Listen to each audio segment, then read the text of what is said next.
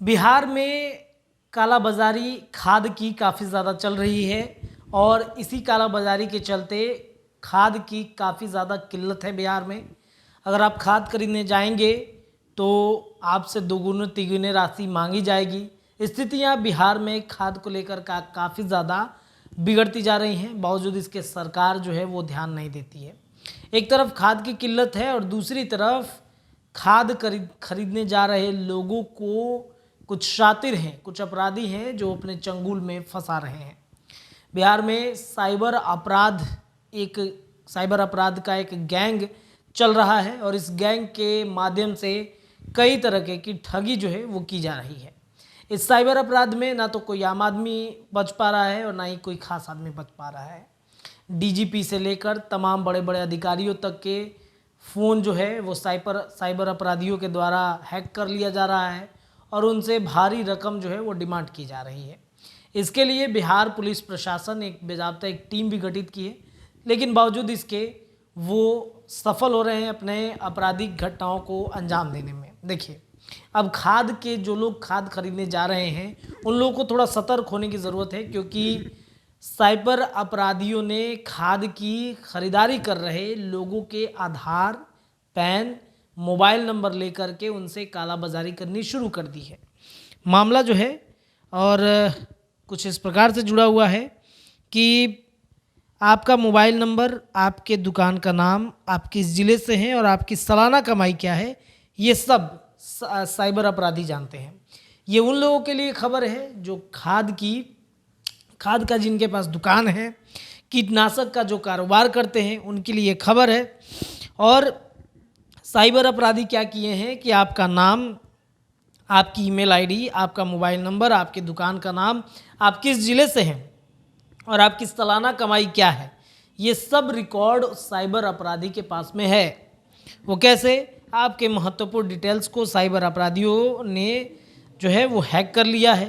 इस बात का खुलासा तब होता है जब IFFCO के डीलरशिप व फ्रेंचाइजी के नाम पर ठगी करने वाले दो शातिर अपराधियों को गिरफ्तार किया गया है। और कहाँ से गिरफ्तार किया गया है? तो पटना के पत्रकार नगर थाने से। थानेदार मनोरंजन भारती के अनुसार कागजात बरामद हुए हैं, उसे खंगाला गया, तब उसमें देश के अलग अलग राज्यों के रहने वाले 10,000 से अधिक लोगों के डिटेल्स मिले, जिससे इन सातिरों ने, गैंग ने अब तक करोड़ों रुपए IFFCO के डीलरशिप और फ्रेंचाइजी के नाम पर ठगी कर लिए हैं।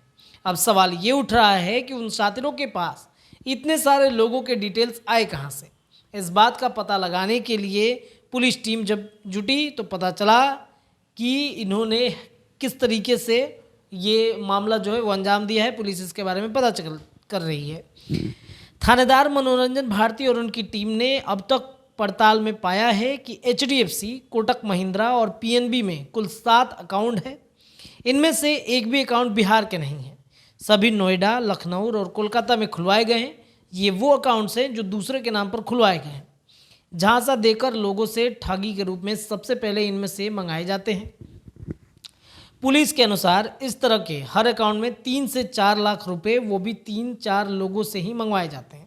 इसके बाद अकाउंट और ठगी के दरमियान इस्तेमाल किए गए मोबाइल को ये शातिर बंद करवा देते हैं। पुलिस को जिन 7 बैंक अकाउंट का डिटेल्स मिला है वो जनवरी महीने के अंत में ही खुलवाए गए थे।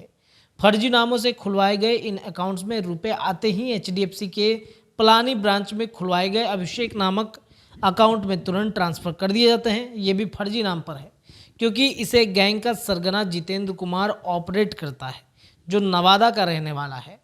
गैंग का सरगना जितेंद्र पहले से कई केसों में वांटेड है। कई राज्यों की पुलिस को इसकी तलाश है। उत्तर प्रदेश से रायबरेली की पुलिस ने पटना पुलिस से कांटेक्ट भी किया। वहां के साइबर थाने ने कॉल कर डिटेल भी मांगा है। दूसरी तरफ पटना साइबर थाना ने कॉल डिटेल मांगा और पुलिस ठगी के शिकार कई लोगों से कॉल कर बात भी की है, जिसमें वैशाली के रहने वाले संतोष ने बताया कि उनकी खाद की दुकान है।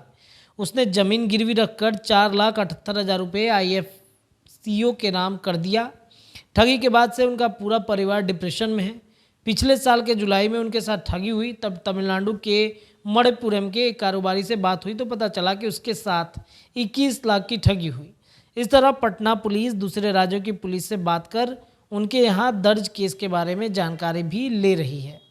तो इस तरीके से खाद की जहाँ कालाबाजारी चल रही है, वहीं खाद के जो विक्रेता हैं उनके साथ भी साइबर अपराधी कालाबाजारी कर रहे हैं, उनके साथ ठगी कर रहे हैं, उनके साथ तरह तरह के प्रलोभन दे करके उनके दुकानों को यूज़ कर ले रहे हैं। तो ऐसे लोगों से बच के रहने की बेहद ज़रूरत है।